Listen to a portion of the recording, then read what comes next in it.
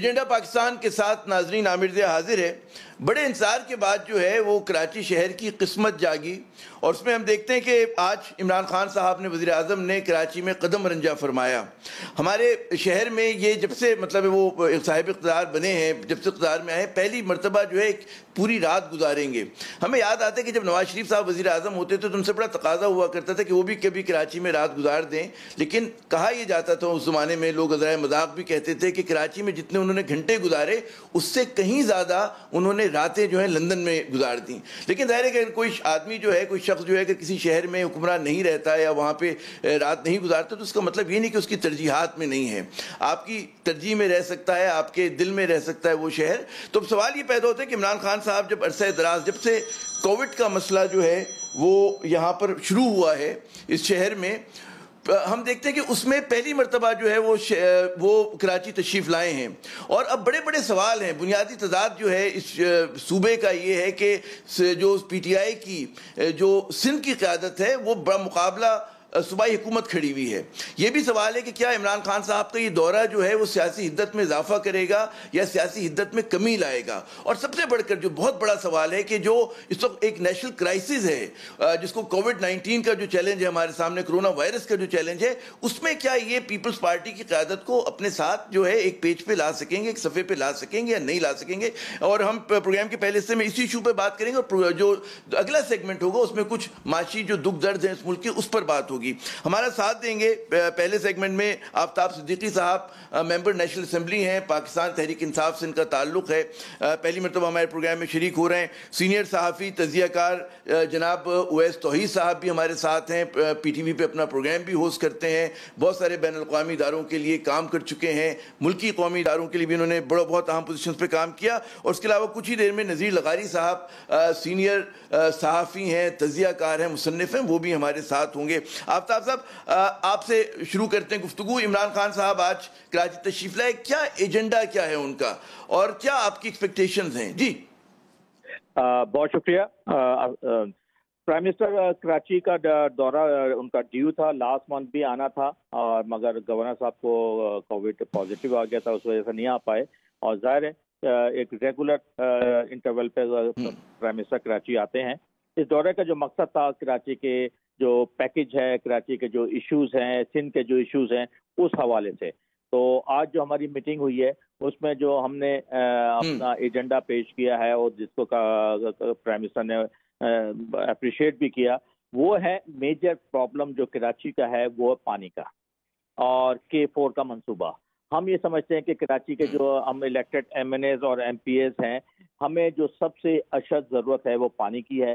پچھلے 12 سال میں صوبہ سندھ میں پیپلز پارٹی کی گورنمنٹ ہے اور انہوں نے ایک بوند پانی کا بھی اضافہ نہیں کیا، اور K4 کا جو منصوبہ 2007 سے چل رہا تھا، 2016 میں شروع ہوا اور اکتوبر 2018 میں ختم ہونا تھا، وہ ٹیکنیکل فیلئر کی بنیاد پہ وہ ہولڈ اپ ہوا ہے۔ آفتاب صاحب، میں ذرا خطا کلامی کروں، مجھے یہ بتائیے آفتاب صاحب، کچھ جو دکھ ہیں وہ کراچی کے بڑے پرانے دکھ ہیں، جس پہ مطلب ہے عرصے سے بات ہوتی رہی ہے، برسہ برس گزر گئے، اس میں ماس ٹرانزٹ بھی آ جاتا ہے، پانی کا مسئلہ بھی آ جاتا ہے، لیکن ابھی جو اس وقت کا کرائسس ہے، آج کا جو بحران ہے وہ تو اس کا کرونا وائرس کا بحران ہے، تو اس کے اوپر آپ کیا سمجھتے ہیں کہ اس کے اوپر جو ہے لوگ توقع یہ کر رہے تھے کہ مراد علی شاہ صاحب سے بھی ان کی ملاقات ہوگی، لیکن اب تک جو ہماری اطلاعات ہیں تو ایسی کوئی ملاقات جو اسکیجول نہیں ہوئی بھی؟ جی بالکل، جی آفتاب صاحب، چیف منسٹر کے ساتھ کوئی میٹنگ اسکیجول نہیں ہے۔ ہمارا بھی بڑا کنسرن تھا، اور فیڈرل گورنمنٹ نے پہلے دن سے اپنا بڑا کلیئر اسٹانس دیا ہوا ہے کووڈ کے حوالے سے اور لاک ڈاؤن کے حوالے سے، بہت کلیئر اسٹانس ہے۔ کورونا کے ساتھ ساتھ جو ہمیں معاشی پرابلمس ہیں، جو ہمیں بھوک اور افلاس کی پرابلم ہے، ہماری گراؤنڈ ریئلٹیز ڈفرینٹ ہے باقی ممالک سے، ڈیولپ کنٹریز کے مقابلے میں ہمارے یہاں ڈیلی ویجر زیادہ ہیں، ہمارے یہاں غربت زیادہ ہے، تو اس سے بھی ہم نے لڑنا ہے۔ اور اب کیونکہ طریقہ اسمارٹ لاک ڈاؤن کا مقصد ہی یہ تھا کہ وہ ایریا جہاں پہ اگر کوئی کووڈ کے پیشنٹ نکلتے ہیں، پازیٹیو آتا ہے، تو وہ لوکلائز ایریا کو جو ہے نا لاک ڈاؤن کیا جائے۔ ہماری معیشت افورڈ ہی نہیں کر سکتی کہ اتنے بڑے لاک ڈاؤن کو، اور پھر یہ جو کووڈ ہے اس کا پتہ بھی نہیں ہے یہ کب جا کے ختم ہوگا۔ اور نہ اس کی کوئی گارنٹی دے سکتا ہے. دوسرا عامر صاحب ایک اور بھی میں بات کرنا چاہتا ہوں, وہ چاہے سندھ گورنمنٹ ہو, پروونشل کوئی بھی گورنمنٹ ہو, فیڈرل گورنمنٹ ہو, کووڈ ایک ایسی چیز ہے جس کے آپ پریڈکٹ نہیں کر سکتے. آپ جو ہے ڈاکٹرز کے ساتھ مل کر چل رہے ہوتے ہیں, آپ اپنی پلاننگ کر رہے ہوتے ہیں. آپ امریکہ کو دیکھیں, یورپ کو دیکھیں, 1,18,000 لوگ امریکہ میں مر چکے ہیں, ابھی انہوں نے اپنا لاک ڈاؤن ختم کر دیا ہے. تو ہمیں جو ہے کئی قسم کی پرابلمس ہیں, اور خاص طور سے معاشی صورتحال. ہم یہ سمجھتے ہیں کہ سندھ گورنمنٹ نے جو لاک ڈاؤن اتنا سخت کرنے کی پالیسی اڈاپٹ کی تھی, اس کا مقصد یہ تھا کہ معاشی طور پہ کراچی کو پیرالائز کر دیا جائے, اور جب کراچی پیرالائز ہوتا ہے تو پورا ملک پیرالائز ہوگا. دیکھیں عامر صاحب, ابھی آپ نے کہا کہ آپ وہ معاشی صورتحال. اچھا مجھے آفتاب صاحب یہ جو میں چاہوں گا میں جی وہ ہمارے ساتھ حفیظ پاشا صاحب ہوں گے ہمارے ساتھ. میں یہ عرض کر رہا ہوں کہ یہ جو الزام آپ لگا رہے ہیں, ابھی اویس توحید صاحب کے پاس بھی میں جاؤں گا, مجھے پتہ ہے کیونکہ آپ کے پاس وقت کم ہے, آپ کو ایک اور کسی انگیجمنٹ میں جانے, تو میں آپ سے ایک سوال اور کر کے کنکلوڈ کروں گا. یہ جو پی ٹی آئی کے دوست الزام لگاتے رہتے ہیں کہ جی پیپلز پارٹی کی کوئی سازش ہے اور وہ چاہتی کہ کراچی کی معیشت تباہ ہو جائے, اس طرح کے الزام جو ہے ایم کیو ایم نہیں لگا رہی.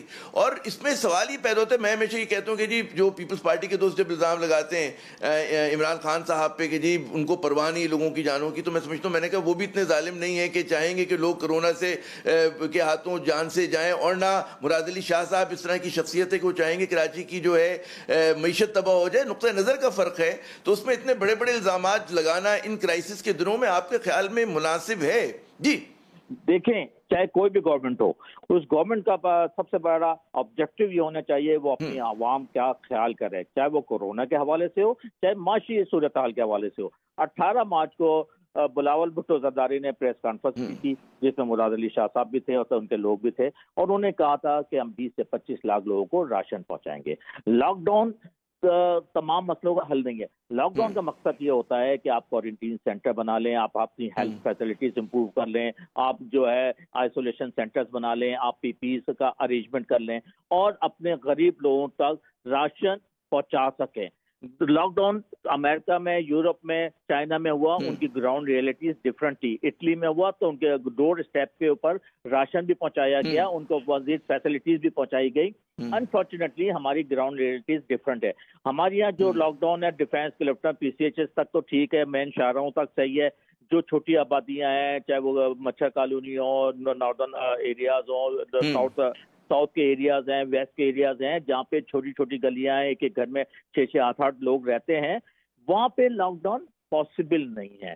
تو ہم نے ہمیشہ, میں نے شروع میں یہ بات کی تھی, ایک لاجیکل لاک ڈاؤن ہونا چاہیے, اور لاجیکل لاک ڈاؤن کا مقصد ہی یہی ہے کہ آپ اپنے مطلب نقطہ نظر کا میں اگر کنکلوڈ یہ کروں اس بات کو کہ آپ کا کہنا یہ ہے کہ جی میں سمجھتا ہوں کہ نقطہ نظر کا فرق ہے, اپروچز کا فرق ہے. میرا آپ سے آخری سوال یہ ہے کہ سننے میں یہ آ رہا ہے کہ جو پی ٹی آئی کی سندھ کی قیادت ہے وہ بہت محاذ آرائی پہ تلی بیٹھی ہے اور وہ چاہتی ہے کہ, لیکن جو آپ کی وفاقی قیادت ہے اس کا جو ٹون ہے, اس کا جو گفتگو کا انداز ہے وہ ڈفرینٹ ہے. کیا واقعی سندھ کے لوگ جو ہیں وہ زیادہ, مطلب جو سندھ کی پی ٹی آئی وہ زیادہ ریڈیکل ہے اس لیے کہ ان کا مقابلہ جو ہے ظاہر ہے کہ پیپلز پارٹی کے ہوم ٹرف پر ہو رہا ہے؟ جی بالکل, ہم یہ سمجھتے ہیں سندھ کے لوگ کہ کراچی میں جو پیپلز پارٹی کا متصبانہ رویہ ہے, جو کراچی کی صورتحال ہے, پانی کراچی کو انہوں نے 12 سال میں نہ پانی دیا, نہ سیوریج دیا, نہ ان کے اور مسائل حل کیے. کراچی کی صورتحال روز بروز بگڑتی چلی جاتی ہے. کرپشن میں یہ لوگ بہت آگے ہیں, تو وہ ہم بالکل یہ محسوس کرتے ہیں. تو اور ہم فیڈرل سے بھی یہ مطالبہ کرتے ہیں کہ کراچی کو دیکھیں اور کراچی میں 149.4 کا اطلاق کیا جائے, اور اگر 149.4 پہ بھی نہیں ہوتا ہے تو کراچی میں فائنینشیل ایمرجنسی کا مطالبہ کیا اپوزیشن لیڈر فضل شمیم صاحب نے, اور ہم ان کے ساتھ کھڑے ہیں, کیونکہ کراچی کے مسائل حل نہیں ہو رہے. چلیں, کراچی کے مسائل حل نہیں ہو رہے. بہت بہت شکریہ آفتاب صدیقی صاحب, آپ نے اپنا قیمتی وقت دیا. ہم چلتے ہیں اویس توحید صاحب کی طرف. جیسے میں نے تعارف ان کا کرایا تھا, بلکہ کسی تعارف کی ضرورت نہیں, بڑا جانا مانا چہرہ بھی ہے اور نام بھی ہے. اویس توحید صاحب, آپ نے گفتگو سنی پی ٹی آئی کے ایم این اے صاحب کی. ایک تو ہوتی ہے خواہش, وہ خواہش یہ ہے میرے خیال میں آپ کی بھی ہے, ہماری بھی ہے, کہ جو ہماری بڑی سیاسی جماعتیں ہیں ان میں کوئی قومی اتفاق رائے پیدا ہو, جبکہ ایسے وقت میں کہ جبکہ ملک قومی بحران کا شکار ہے. لیکن ایک ہوتی ہے کہ گراؤنڈ ریئلٹی, زمینی حقائق. تو زمینی حقائق کی جب آپ دیکھتے ہیں تو آپ کیا پیش گوئی کریں گے کہ عمران خان صاحب کا جو دورہ ہے اس کے نتیجے میں کیا سیاسی حدت میں کمی ہوگی, یا جس طرح کے معاملات چل رہے ہیں اسی طرح چلتے رہیں گے؟ جی جناب. دیکھیں کراچی شہر کے لوگوں نے اگر تحریک انصاف کو ووٹ دیے ہیں یا عمران خان کے نام پہ ووٹ دیے ہیں، 14 سیٹیں انہوں نے لی ہیں، کون سا انہوں نے جو ہے اب تک کوئی کارنامہ انجام دیا ہے کراچی کی ویلفیئر کے لیے؟ یہ پوائنٹ اسکورنگ آپ دیکھ لیجئے، ان کے وہ ایک کہاوت ہے نا عامر کہ نادان دوستوں سے دانا دشمن بہتر، تو ان کو کوئی دشمنوں کی ضرورت نہیں ہے، اپنے پاؤں پہ کلاڑیاں مارتے رہتے ہیں، ان کو یہ اندازہ نہیں ہے کہ اس سے پہلے جب سیاسی چپکلش تھی تو فاروق نسیم صاحب ایک شوشہ چھوڑا تھا 149 کا کہ جی 249 کا کہ جی ہم اب تقسیم ممکن ہو سکتی ہے، اور پھر اسی طرح کے مشورے ہوتے ہیں، پھر خرم شیر زمان صاحب ہیں، پھر عمران اسماعیل صاحب ہیں، جو کراچی کو جانتے ہیں، اس کے باوجود وہ سمجھتے ہیں کہ اس وقت کی صورتحال جو ہے کیا مختلف نہیں ہے عامر؟ اس وقت تو پانی جو ہے وہ سر پہ سے گزر رہا ہے، چاہے وہ پنجاب ہو، چاہے وہ خیبر پختونخوا ہو، چاہے بلوچستان ہو، چاہے وہ کراچی ہو۔ اب کرونا کی جو صورتحال اتنی بگڑ گئی ہے کہ یہ خود کہہ رہی ہے حکومت، سرکاری اعداد و شمار کہ 10 سے 12 لاکھ جولائی تک ہو سکتے ہیں۔ اب لاک ڈاؤن پھر سے لگانے کی کر رہے ہیں بات، سارے ڈاکٹر سائنٹسٹ تھک گئے، WHO کی جو 6 سفارشات تھی وہ بھی ان کے بقول گراؤنڈ ریالٹی سے مطابقت نہیں رکھتے تھے۔ تو اب ظاہری بات ہے کہ جب اتنا نازک مرحلہ ہے تو اس میں دانا بات کیا ہے، اس میں عقل کی بات کیا ہے کہ آپ سی ایم سندھ سے ملیں مراد علی شاہ صاحب سے NCOC میں، اور دوسری جو کمیٹیز ہیں اس میں آپ کی ملاقات ہوتی ہے، بات چیت ہوتی ہے، تو یہاں پر آپ ملاقات کر کے ایک اچھا جیسچر دیں۔ جب یہ بات کر رہے ہوتے کہ زندگی بھی بچانی ہے، معیشت کا پہیہ بھی چلانا ہے، تو بھائی معیشت کا پہیہ چلانا ہے تو کراچی کو چلانا ہے نا۔ جب کراچی کی صورتحال اگر آپ کو صحیح نہیں پتا ہوگی عامر، مطلب اور جتنے لوگوں سے ملے لیکن مراد علی شاہ صاحب سے ضرور ملیں، اس سے ایک اچھا میسج جائے گا۔ Corps commander, DG Rangers, IG police, اور ڈاکٹر باری انڈس کے، ڈاکٹر ادیب رضوی صاحب، ویسے یہ بڑا حیرت خان کے، ان سب سے ملیں۔ میں یہ عرض کروں، ہاں میں یہ عرض کروں کہ بات یہ کہ جو اس طرح کی میٹنگز ہوتی ہیں وہ تو بہت پہلے سے اناؤنس ہو جاتی ہیں، پہلے سے اس کا پلاننگ ہو چکی ہوتی ہے۔ تو جو ہماری بات ہوئی ہے CM ہاؤس میں بھی بات ہوئی اور گورنر ہاؤس میں بھی بات ہوئی، تو اس طرح کا کوئی ابھی تک مطلب ہے کوئی اسکیجول نہیں ہے میٹنگ، جو کہ بڑی حیرت کی بات ہے۔ ہم یہ سب سمجھ رہے تھے کہ جناب یہ میٹنگ ہوگی اور ضرور ہوگی، اور ظاہر ہے کہ اختلافات اپنی جگہ، لیکن کچھ جیسچرز ہوتے ہیں۔ اب اس میں کیوں نہیں ہوئی وہ ظاہر ہے کہ PTI کے دوست کا ابھی تک تو میرے خیال میں کل تک آ جائے گا واضح ہو کے کہ کیا وجہ ہے، یا لاسٹ منٹ پہ کوئی میٹنگ ہو سکے۔ اصل جو سوال ہے وہ یہ کہ جی ویس کچھ کہہ رہے تھے آپ؟ جی عامر، میں بات یہ کر رہا ہوں کہ آپ بات صحیح کہہ رہے ہیں۔ دیکھیں آپٹکس کی بھی بات ہوتی ہے نا، پالیٹکس میں پرسیپشن کی بات ہوتی ہے کہ وزیراعظم عمران خان صاحب پورے ملک کے وزیر اعظم ہیں، جب وہ کراچی میں جاتے ہیں تو پھر ایک میسج اچھا جانا چاہیے نا۔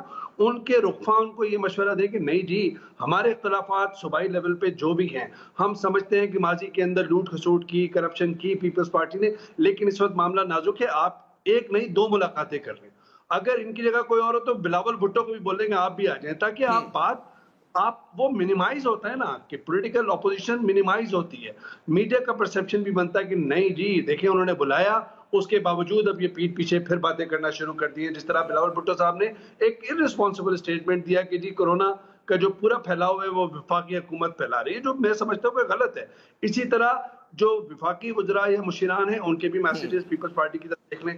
بات یہ ہے عامر کہ میں سمجھتا ہوں کہ وفاق اور سندھ حکومت آمنے سامنے ہے۔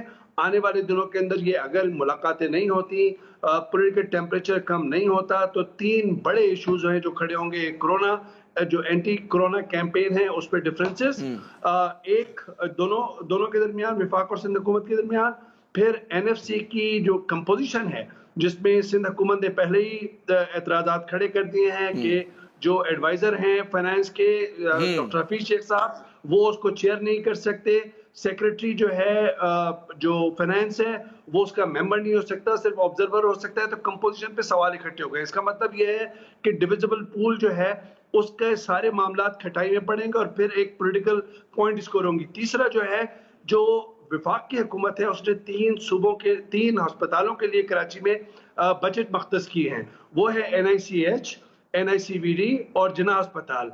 अब यहाँ पे पीपल्स पार्टी जो है, जो मेरी इत्तलात है वो ये कि पिछले बजट से 5 अरब रुपए और ज्यादा मख्तस कर रही है, यानी कि 19 अरब जो है एलोकेट कर रही है इन 3 अस्पतालों में। तो फिर ये कहेंगे कि जी एडमिनिस्ट्रेटिव कंट्रोल है इन 3 अस्पतालों का, उस पे एक वॉर ऑफ वर्ड शुरू होगी पहले। तो कहने का मकसद ये है कि इस वक्त तो कोरोना जो है उसने इक्लिप्स कर दिया है हर चीज को, दुनिया के बड़े बड़े जो तनाज़ात थे, जो मामलात थे। हमारा मुल्क तो मुतामिल ही नहीं हो सकता कि आपका वेस्टर्न बॉर्डर भी जो है वो प्रॉब्लम में, ईस्टर्न बॉर्डर पे इसका मिशन आप देख लें कि मुस्तकिल अनप्रोवोक्ड फायरिंग है इंडिया की जानिब से। और फिर जाहिर है कि अगर दाखिली प्रॉब्लम्स की बात करें वैस, अगर हाँ मैं ये कह रहा दाखिली प्रॉब्लम्स की आपने से गिनवाई चीजें कि NFC है, फला है, टिड्डी दल जैसा मसला है, और लेकिन ठीक है कि ये सारी इशूज अपनी जगह है। लेकिन अभी आप देखेंगे जो इमीडिएट है कि अभी भी बहस हमारे यहाँ ये हो रही है कि लॉकडाउन किया जाए या नहीं किया जाए, यानी कि तालाबंदी जिसको कहते हैं, और तालाबंदी हो तो किस पैमाने की हो, कितनी बड़ी हो, सिलेक्टेड हो, या मतलब है पूरे शहर को आप बंद कर दें। लेकिन यहाँ पर जो फेडरल गवर्नमेंट का मौक़िफ़ है वो ये कि जी मतलब है कि एक तो हमारी कैपेसिटी और एबिलिटी के इशूज आ जाते हैं कि ज़ाहिर है कि जो चीन में जिस तरह का लॉकडाउन, वुहान में हमने देखा, हमारा इतना ऑर्गेनाइज मुल्क नहीं है, हमारे यहाँ जो है सबके घरों में हम राशन नहीं पहुंचा सकते, हमारे पास सही आदादो शुमार भी नहीं है। तो ज़ाहिर है कि वो मिसाल जो है इसको इतलाक़ गालिबन पाकिस्तान पे ना हो। इसी तरह फिर हमने देखा कि यूरोप की जो मगरबी ताकतें हैं बहुत ही पैसे वाले हैं, साइंस में बहुत आगे हैं, उनकी मईशत बहुत बड़ी है, वो भी नहीं कर सके। तो पाकिस्तान को कोई अपना सिस्टम निकालना होगा कि ज़ाहिर है कि हमारे जो लोग middle class, upper middle class, उसका गालिबन इतना इशू ना हो, खुशहाल घरों का इतना इशू ना हो। लेकिन मेजॉरिटी हुआ साहब जो है वो तो निचले मुतवस्सित तबके से उसका ताल्लुक है, वो एक कमरे के एक मकान में कई अफराद रहते हैं, उसमें उस तरह का लॉकडाउन जो हमारे बाज़ दोस्त मुतालबा करते हैं, डू यू थिंक वो फिजिबल है, वो प्रैक्टिकल है, या हम अपनी ज़मीनी हक़ाइक़ से अलग होकर हमारी जो अशराफिया है वो ये मुतालबे कर रही होती है? जी आमिर, मैं समझता हूँ कि देखिए जो इमरान खान साहब का एक पॉइंट ऑफ व्यू है उसके अंदर एक अपनी वेटेज है और वो हमारी ग्राउंड रियलिटी से कंपैटिबल भी है। लेकिन जब आपने देख लिया, पूरी दुनिया के सबक सीख लिए, आपके लोगों ने लापरवाही की, आप इन्फोर्स नहीं कर सके, अब आप लोगों को ब्लेम करना जो है वो कहाँ की जो इंसाफी है। आप देख लीजिए कि कहाँ का इंसाफ है कि आप रियासत या हुकूमत जो होती है वो डिसिप्लिन करती है लोगों को, वरना तो सोशल कॉन्ट्रैक्ट ही ना हो। फिर मेरे और आपकी जान की हिफाजत किस तरह होगी? अगर लोग मुझ पे छोड़ दें तो मैं और आप रेड सिग्नल को कर दें, आप चलान भी ना दें, टिकट भी खत्म करें, सीट बेल्ट का भी खत्म करें, तो आप हर तरह के कवानीन मुझे खता कलामी करने से मुझे ये बताइए कि ये हमारे यहाँ जो है कि रिट ऑफ द स्टेट जो आपने बात की कि रियासती अमलदारी जो है वो तो कमज़ोर है, और उसकी निशानदेही होती है कि हमारा टैक्स कलेक्शन लो है। हमारे यहाँ लोग सिग्नल जो है जंप करते हैं, तोड़ते हैं, और हमारे यहाँ मतलब है अगर कहते हैं ना मर्द नादा पे कलाम नर्म नाजुक बेअसर आप अपील करते हैं वो मानते नहीं है। तो और रियासत की इदारों की कुछ मतलब लिमिटेशंस हैं, बहुत ऑल पावरफुल रियासत नहीं है। ये हम लोग अगर समझ जाएं कि जी हमारी मतलब है मुश्किलात बहुत ज्यादा हैं और हमारी उम्मीदें बहुत ज्यादा हैं उसके मुकाबले में, जी लेकिन उम्मीदों से ज्यादा हमारी मुश्किलात यूं कह लें। जी अगर आमिर देखिए, हम तो रियासत से जुड़े हुए हैं, हम इस धरती से जुड़े हुए हैं, हम इसकी चाहत में, इसकी मोहब्बत में ही बात करते हैं ना। हो सकता है कभी हमारी गलत असेसमेंट हो, लेकिन ये कैसे हो सकता है जिस मुल्क के अंदर कि आपको पता है कि ये वबा फैली हुई है, इससे ये जानलेवा भी है, इसकी इन्फेक्शन रेट जो है वो किस तरीके से ज्यादा है, मईशत को भी हिट कर रही है। उसके बावजूद आप देख लीजिए ताजिरों ने किस तरह ब्लैक मेल किया, उलमा जो मौलवी हजरात हैं उन्होंने किस तरह ब्लैक मेल किया, किस तरीके से जो है आप जजेस को आप देख लीजिए जो उन्होंने फैसले किए कि जी आप वीकेंड पे भी खोलें फिर सारे शॉपिंग मॉल, उसके बाद ये नतीजा देख लीजिए। तो गलतियां मिन असल हर एक जगह से हुई हैं, मिसरीड किया गया है। साइंटिस्ट और डॉक्टर्स हाथ जोड़ते रहे, रोते रहे, उसके बावजूद जो है वो अपने फ्रंट लाइन पे डटे रहे। इसका ये मतलब नहीं है कि वफाकी हुकूमत की कमिटमेंट कोई कमी है। मैं और आप ये डाउट तो नहीं कर रहे हैं, NCOC की ब्रीफिंग में गए हैं, they are trying their best जो पॉसिबल रिसोर्सेज हैं, लेकिन अपनी गलती को फिर दोबारा सही नहीं करना या फिर दोबारा कंसेंसस एक नहीं करना, वो मेरे ख्याल में एक सियासी गलती भी होगी। अच्छा, मैं अपने उस सवाल की तरफ आऊंगा जिसे मैंने ہاں جو میں نے آپ سے شروع میں بات کی تھی ویس کہ آپ ایک تو میں نے کہا خواہشات ہیں ہماری آپ کی کہ اتفاق رائے ہو جائے, ایک ہے کہ زمینی حقائق. آپ کا کیا ریڈنگ ہے کہ عمران خان صاحب کے دورے کے نتیجے میں کیا سیاسی حدت میں کمی ہوگی, کیا سیاسی مہازارائی کم ہوگی, اور کیا یہ دونوں قوتیں جو ہیں وفاق اور صوبائی حکومت سندھ کی وہ ایک صفحے پر آ سکیں گی, نہیں آ سکیں گی؟ آپ کا اسسمنٹ کیا ہے اس بارے میں؟ دیکھیں میں نہیں سمجھتا, میں سمجھتا ہوں مشکل سوال ہے مجھے انداز ہے. نہیں تحریک انصاف کی جو لیڈرشپ ہے, دیکھیں as a student of politics اگر میں اور آپ ریڈ کرنا چاہیں جس طرح we always try to read between the lines, but یہ تو بڑا سامنے ہے یہ کہ تحریک انصاف سمجھتی ہے کہ بھائی نون لیگ اور پاکستان پیپلز پارٹی کے ساتھ بات چیت نہیں ہو سکتی کیونکہ انہی کی لوٹ کھچوٹ کی وجہ سے بقول تحریک انصاف کے ملک ان حالات میں پہنچا ہے. تو ان سے بات چیت جیسے ہی کریں گے, ان سے جیسے ہی ریکنسلیشن کی بات کریں گے, ان کو ایک پولیٹیکل کاسٹ پے کرنی پڑے گی, یعنی کہ اپنا ووٹ بینک کی ایروژن کرنی پڑے گی. تو ایسے کرائسس کے موقع پر میں نہیں سمجھتا کہ ایک بہت اچھا ماحول ہو جائے گا, شاید کچھ دن کے لیے ہو جائے. دوسری طرف جو کراچی میں جو پی ٹی آئی کا لیڈرشپ ہے وہ سمجھتے ہیں کہ ان کا جو بھی ووٹ بینک ہے عمران خان صاحب کے نام پہ جنہوں نے بھی ووٹ دیے تھے ان کو وہ اس طریقے سے انٹیکٹ رکھ سکتے ہیں. لیکن میں سمجھتا ہوں کہ ان کی خام خیالی ہے کیونکہ کرونا نے بہت زیادہ پولیٹیکل سپورٹ اور پولیٹیکل ووٹ بینک کو شیک کیا ہے. جس طرح ایک سماجی, معاشرتی اور معاشی جو تبدیلیاں آئی ہیں, حیت جو تبدیل ہوئی ہے, اسی طرح تغیرات, سیاسی تغیرات بھی ہیں. تو میں سمجھتا ہوں کہ عمران خان صاحب کو جس طرح فائنینشیل میٹرز کے میں اپنے فائنینشیل ایڈوائزرز اور اپنا جو غریبوں کا ووٹ بینک ہے اس کے درمیان ایک حاشیہ کھینچنے کی ضرورت ہے, وہاں پر اپنے پرانے رقبہ کے پرانے مشورے جو ہو سکتا ہے 2018 میں کارآمد ہوں, لیکن وہ 2020 میں کورونا کی زد میں معیشت جس کو 3000 ارب روپے کا ٹیکہ لگ رہا ہے یا تخمینہ لگایا ہے, اور 18 ملین لوگوں کا ایک تخمینہ ہے کہ وہ جاب لیس ہو جائیں گے, تو ایسی صورت میں کراچی کے دوران, کراچی کی اگر ہم خاص طور پہ بات کریں ہمیں, تو پھر وہاں کا پہیہ چلانا, کراچی کو نہ چلانا تو ایک بہت بڑی غلطی ہوگی. میں سمجھتا ہوں کہ وہاں پہ سیاسی درجہ حرارت کو کم کرنے کی کوشش کرنی چاہیے. بڑا میں وہی کہہ رہا ہوں کہ ایک تو ہاں میں وہی عرض کروں کہ درجہ حرارت کم ہونا چاہیے. اصل میں بات یہ ویس کہ کیا کوئی مڈل گراؤنڈ ہو سکتا ہے, کیونکہ ایک بات بالکل طے ہے کہ جو بھی ذرا سا معیشت سے واقف ہیں, ڈاکٹر ظاہر ہے کہ ڈاکٹرز کا جو دیکھنے کا زاویہ ہے, ماہرین کا دیکھنے کا زاویہ ہے, وہ صرف انسانی زندگی کی حد تک ہے.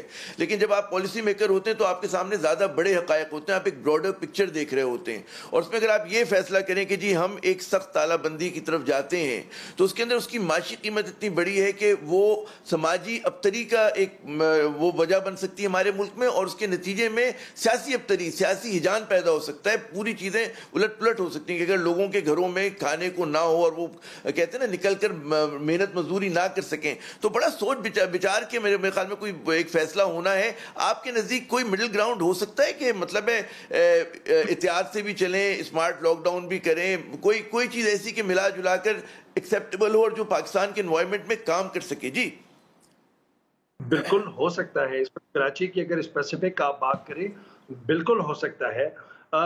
اس پہ میں آتا ہوں صرف ایک آپ کی بات کو آگے بڑھاتے ہوئے کہ دیکھیں اگر ہمارے اسپتالوں پہ جس طرح اگر بوجھ پڑ رہا ہے یا آگے بوجھ پڑنے کا خطرہ ہے کہ پوری دنیا کے جو ہیلتھ کے نظام ہیں وہ بریک ڈاؤن ہو گئے, تو اگر خدا نخواستہ اگر ہمارے خدا نخواستہ ہمارے ملک کے اندر اگر ہیلتھ سسٹم بریک ڈاؤن کرتا ہے تو پھر اس کے نیچے پھر ایک اکنامک کاسٹ ہے جڑی ہوئی, اور ساتھ ساتھ میں پھر سوشل بریک ڈاؤن ہے. تو یہ ایک بہت ہی سیریس قسم کے اس کے کانسیکوینسز ہیں. اس سے ہمیں بچنا ہوگا, اس سے ہمیں بچنا ہوگا. ویسے صاحب میں خطا کلامی یوں کروں گا کیونکہ مجھے حکم یہ دیا جا رہا ہے کہ بھائی اس سیگمنٹ کا وقت جو ہے وہ ختم ہو رہا ہے. آپ نے بڑا میرے خیال میں اچھی باتیں کی, اور ناظرین یہاں پہ ہم لیتے ہیں وقفہ.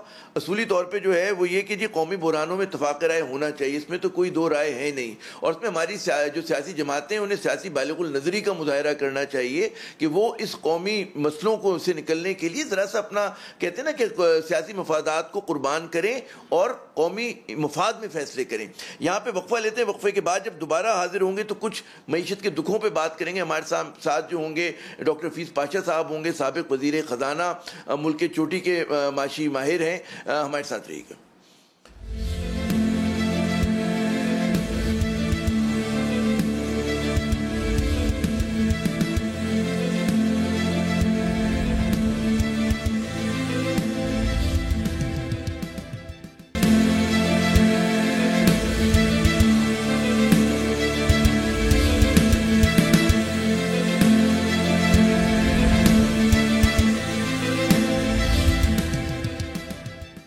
प्रोग्राम में नाज़रीन एक मरतबा फिर खुश आमदेद। वो कहते हैं कि चाहे आपको कोरोना वायरस से निमटना हो, चाहे टिड्डी दल के हमले का मुकाबला करना हो, या जो मकबूजा कश्मीर में भारत रेशा दवानियाँ कर रहा है और वो एक जाहिरियत का मुर्तकब हो रहा है, उसका मुकाबला करना हो, हर चीज़ के लिए वसाइल की ज़रूरत होती है।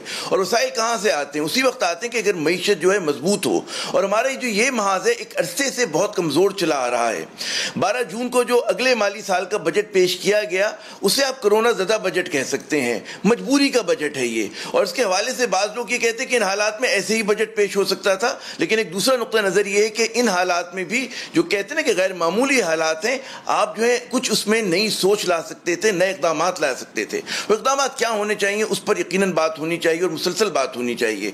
बड़ा सवाल अब जो हम देखते हैं कि हुकूमत पे बहुत ज़्यादा तनकीद हो रही है कि जी सरकारी जो मुलाजमीन है उनकी तनख्वाहों में इजाफा नहीं किया गया, जो लोग पेंशन वसूल करते हैं उनकी पेंशन नहीं बढ़ाई गई। उसी तरह जिन शोबों को ज़्यादा रकूम दरकार थी, जैसे उसमें सेहत का शोबा है, उसमें तालीम का शोबा है, उस हवाले से भी एक तनकीद हो रही है कि उतनी रकम जो है मुख्तस नहीं की गई। क्यों नहीं की गई, क्या वजह है, इस पर हम आज बात करेंगे। हमारे साथ मौजूद हैं मारूफ माहिर माशियात मोहतरम डॉक्टर हफीज़ पाशा साहब, साबिक वज़ीर ख़जाना हैं, किसी तारुफ के मोहताज नहीं, इनकी बात मुस्तनद भी होती है और मोतबर भी होती है। बहुत शुक्रिया डॉक्टर साहब अपना कीमती वक्त देने का। गैर मामूली हालात हैं और बज़ाहिर उसमें लग ये रहा है कि बड़ा मामूल का बजट है, आपका क्या नुक्ता नज़र है इस हवाले से? जी, इस बजट के 2-3 खुसूसियात होनी चाहिए थे, हम सबका ये ख्याल है। सबसे पहले तो ये ऐसा बजट होना चाहिए था जिसके नतीजे में जो हमारे मुल्क के लाखों लोग बेरोज़गार हो रहे हैं या हो चुके हैं, और जो बहुत से घराने गुर्बत के लकीर के नीचे जा चुके हैं, उनका ख्याल करना हमारा फ़र्ज़ था। दूसरी तरफ ऐसे हालात में आम तौर पे कोशिश ये होती है कि फ़िस्कल पॉलिसी एक जिसमें अदम मसावात का पहलू हो वो आए। और वो किस तरह आता है कि मुल्क के जो सबसे अमीर तबका है वो इस वक्त मुल्क को चलाने के लिए अपना रोल अदा करता है, और वॉलंटरी तौर पर चैरिटेबल कंट्रीब्यूशंस भी आते हैं, और दूसरी तरफ जो जायज़ टैक्सेशन है या उसमें कुछ वक्ती तौर पर इजाफ़ा, उसको कबूल करके पूरा मुल्क का साथ देते हैं, हुकूमत का साथ देते हैं। तो हमारा ख्याल ये था कि कम से कम आप कुछ अरसे के लिए जो सबसे अमीर तबका है, जिनकी आमदनी फ़र्ज़ कीजिए कि तकरीबन 25 लाख रुपए सालाना से ज़्यादा हो, उनसे ये कहा जाए कि एक साल के लिए आपको हम एक सुपर टैक्स, कोविड-19 सुपर टैक्स 10% का आप पे लगा रहे हैं, जो कि मुनासिब है। दूसरी तरफ जो मुल्क के सबसे अमीर लोग हैं, जिनके पास इस वक्त उनकी जो ख़जाना है या वैल्यू है, उनकी जो मालियत है वो इतनी ज़्यादा है, 3 करोड़ से भी ज़्यादा है, तो उनसे हम कहते हैं कि इस साल आप ऐसा करें कि 2% वेल्थ टैक्स भी अगर हो सके तो अदा कर दें। ये वक्ती तौर पे इंतज़ामात हैं, इससे हम 100-150 अरब उठाते और उसके नतीजे में अपने रिलीफ प्रोग्राम को बड़ा करते। एक तो ये था कि रीडिस्ट्रीब्यूटिव फिस्कल पॉलिसी की ज़रूरत थी, जो कि नज़र नहीं आई। दूसरी तरफ आपने बेशुमार मराद दिए हुए हैं अमीर तबके को। बाज़ वक़्त उनका ज़िक्र भी होता है कि वो कार्टेल्स हैं। अभी आपने शुगर का एग्ज़ाम्पल भी देख लिया। हैरत अंगेज़ बात यह है कि इस साल हमारे पाकिस्तान इकोनॉमिक सर्वे ने ये बात बताई है कि पिछले साल अमीर तबके को 250 अरब के मराद और दिए गए हैं। ये हैरत अंगेज़ बात है, और ये एनेक्स में दिया हुआ है टैक्स एक्सपेंडिचर्स के। तो सवाल ये पैदा होता है कि जब मुल्क के हालात ख़राब हैं तो ये कोई वक्त है मराद देने का? तो वो मराद जो आपने दिए वो बजट में आप वापस ले लेते।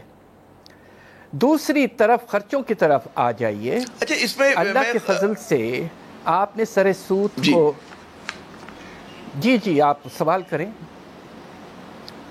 Go ahead. मैं पहले आप अपना बयान मुकम्मल कर लें, फिर मैं ज़िमनी सवाल करता हूँ। जी डॉक्टर साहब अपनी बात मुकम्मल कर लें, खर्चों के ऊपर आप बात करें। दूसरी तरफ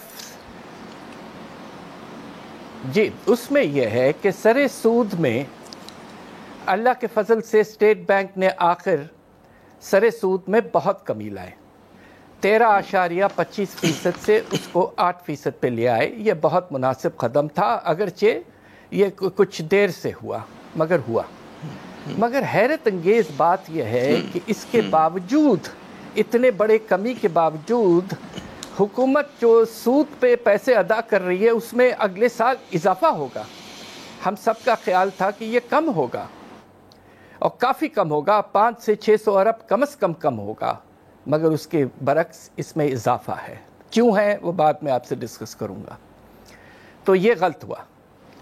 दूसरी तरफ ये वक्त था रिलीफ पहुंचाने का। आपने हैरत अंगेज डॉक्टर साहब, मैं जरा खता कलामी करूंगा। मैं चाहूंगा जो एक इशू पे जो मैं पहले आपसे बात करना चाह रहा था, आपने कहा जी ये 250 अरब की मराद दे दी गई, बिल्कुल दे दी गई। अब सवाल हुकूमत का मौक़िफ़ ये होता है कि जी हम ये मराद इसलिए देते हैं ताकि जो इकोनॉमी है, मईशत है, उस माशी सरगर्मियाँ जो हैं वो तेज़ हो सकें। हमारी इस वक्त जामिद हुई हुई हैं, बहुत सुस्त हुई हुई हैं। तो उनका जो एक उसका मौक़िफ़ होता है वो ये होता है। क्या कहेंगे इस पर आप? देखिए, प्रोडक्टिव इन्वेस्टमेंट के लिए तो आपने जो अलाउंस है उसको कम किया इस बजट में। आपने जो tax credit for balancing and modernisation जो था, ये 2 प्रोडक्टिव आपके इंसेंटिव्स थे जिससे इन्वेस्टमेंट में इजाफा होता, मगर इस साल के बजट में आपने उनको कम किया है। तो कौन सी चीज़ों में इजाफा हुआ है? हो सकता है कि आपने कैपिटल गेन्स में मराद दिए। आपने ये कहा कि कैपिटल लॉसेस को आप चार्ज कर सकते हैं अगेंस्ट योर कैपिटल गेन्स। ये एक नई मराद आपने दी है जो कि अनप्रोडक्टिव है। जब एक शख्स इन्वेस्ट करता है स्टॉक मार्केट में तो ही bears the risk, the government does not carry any responsibility. दूसरी तरफ आपने शायद ये किया है कि मुख्तलिफ अलाउंसेस में आपने इजाफा किया है। फिर आपने शायद ये भी किया है कि जो नए प्रोजेक्ट्स लग रहे हैं उनको आपने 20 से 23 साल की टैक्स हॉलिडे भी दे दी है।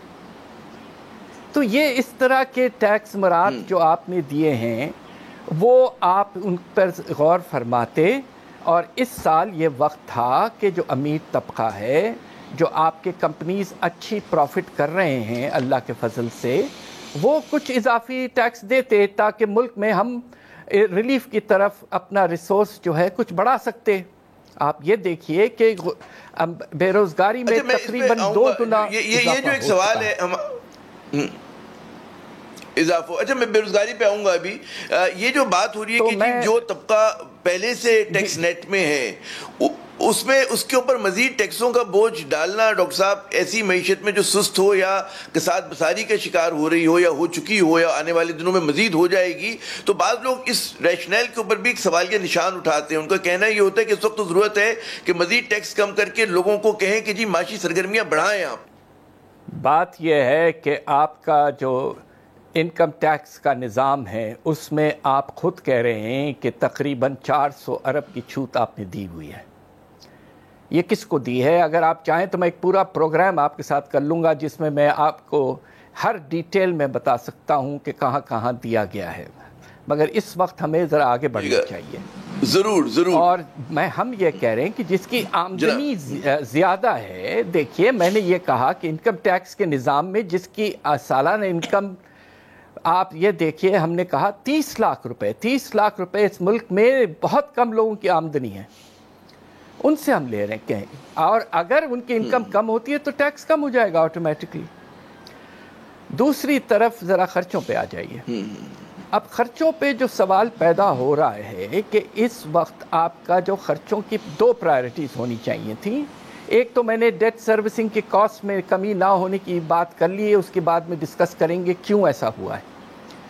दूसरी तरफ आपने सब्सिडीज़ और ग्रांट्स में हैरत अंगेज 400 अरब की कमी ले आए हैं। ये वो वक्त है जबकि रिलीफ और सब्सिडीज़ में इजाफा होना चाहिए। ये कोई वक्त था कि आप बेनज़ीर इनकम सपोर्ट प्रोग्राम, एहसास प्रोग्राम में 15% कमी करके 70 अरब की कमी ले आए हैं अगले इस साल के खर्चे के लिहाज से। ये तो सरासर गलत पॉलिसी है। यहाँ बेरोज़गारी में इजाफा हुआ है, लोग बहुत से गुर्बत की लकीर के नीचे जा चुके हैं। तकरीबन आपके 30 लाख घराने करीब हो चुके हैं, 30 लाख फैमिलीज़। تو اب آپ کا سب دوسری طرف پرائیورٹی یہ ہوتی چاہیے تھی کہ آپ اپنے ڈیولپمنٹ سپینڈنگ کو بڑھاتے. اس سے جی یا تو آپ طے کر لیں کہ میں بات پوری کر لوں یا جو کہ نہیں ہوا. میں آخری بات کر رہا ہوں.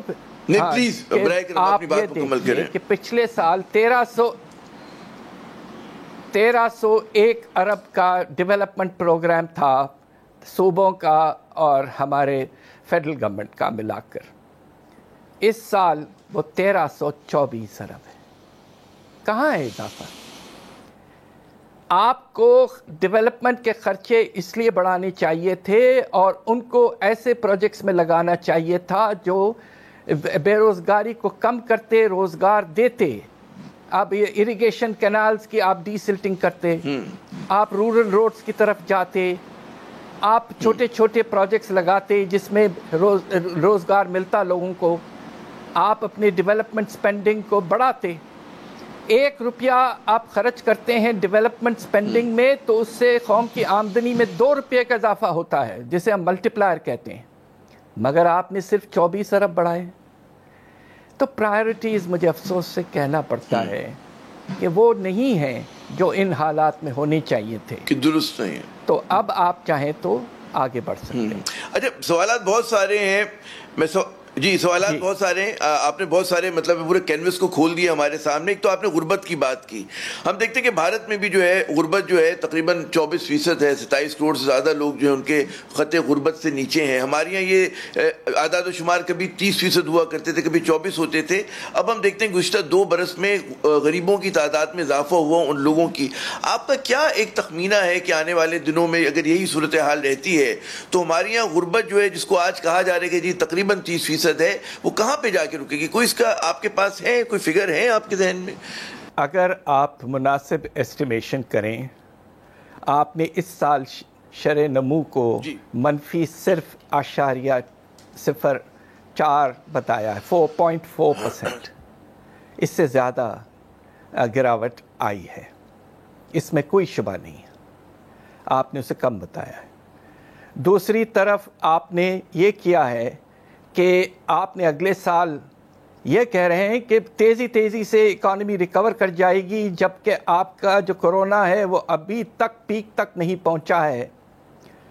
اور آپ کہہ رہے ہیں کہ شرح نمو پازیٹیو ہو جائے گی، 2.1% تک چلے جائے گی، جبکہ دنیا کے امیر ممالک میں بھی حالات حد سے زیادہ خراب ہو چکے ہیں. پچھلے دنوں یو کے بارے میں یہ کہا جا رہا ہے کہ ان کے پیداوار میں 20% کمی آئی ہے. تو یہ اعداد شمار غلط ہیں.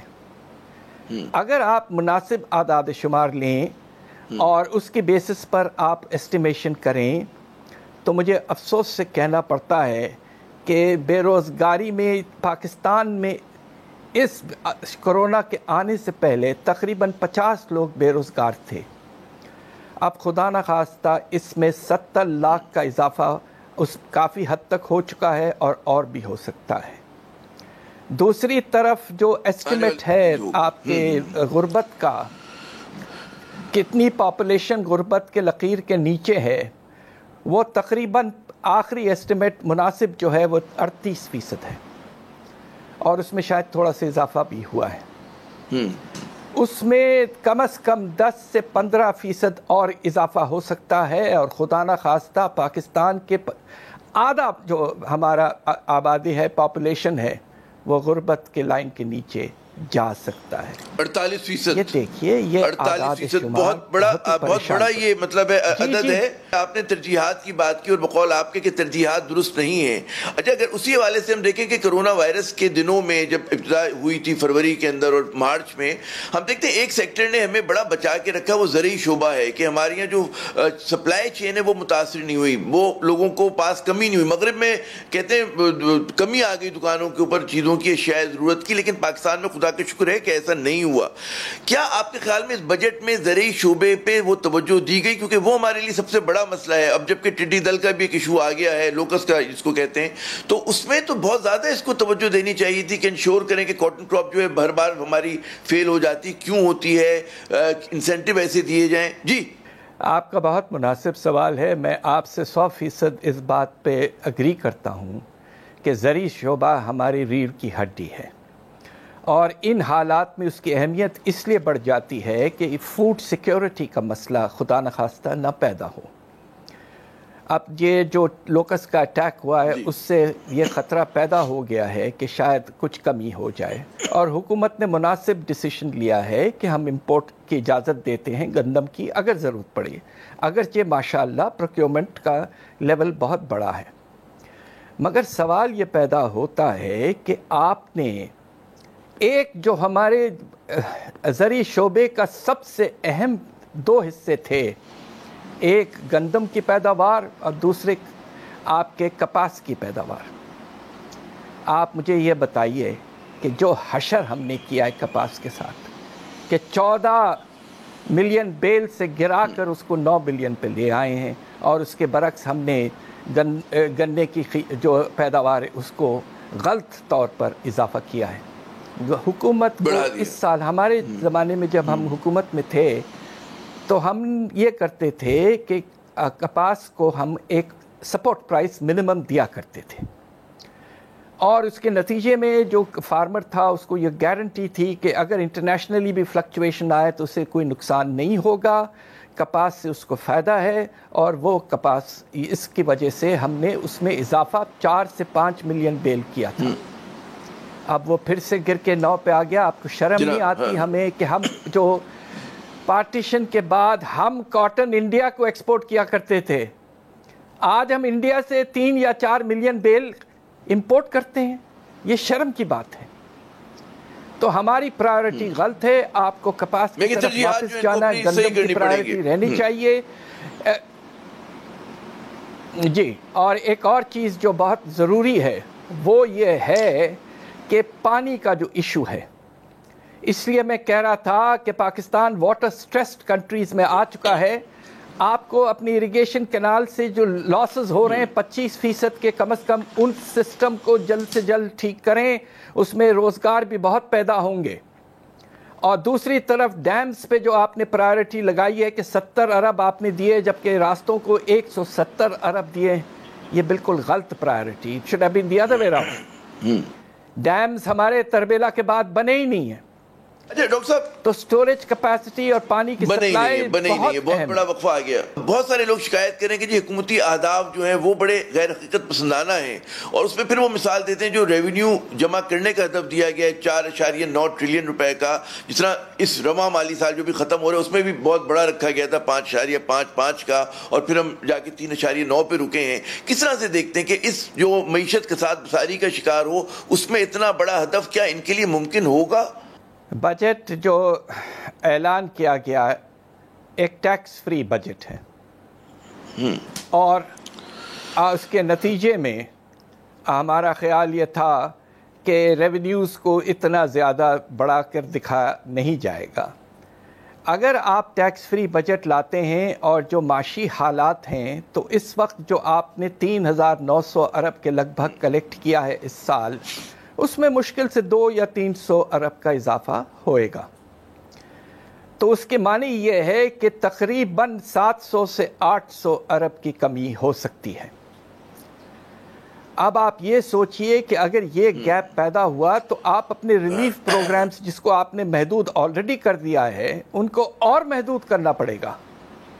تو ہمارے غریب طبقہ, بے روزگار لوگ جو ہیں ان کے لیے ہم کیا کر رہے ہیں؟ 9.1 کہاں دیکھ رہے ہیں آپ؟ جی, اس سال کا 9.1% کہا گیا ہے. ہمارا اندازہ یہ ہے کہ یہ 10% سے زیادہ ہوگا, اور پاکستان کی تاریخ میں پہلی دفعہ یہ 10% سے زیادہ ہوگا. آپ کو یاد ہوگا پچھلے سال بھی 7.2 کہا گیا تھا بجٹ پیش کرنے کے وقت, ہوا 8.9. تو یوزلی ریوائزڈ اسٹیمیٹس کم ہوتے ہیں, اور خدا نخواستہ اس سال ہم 10% سے بھی اوپر چلے جائیں گے جو تاریخ میں پہلی دفعہ ہوگا. دوسری طرف جو بات اہم ہے, اچھا یہاں پر کہ اگلے سال کا جو آپ نے رکھا ہے,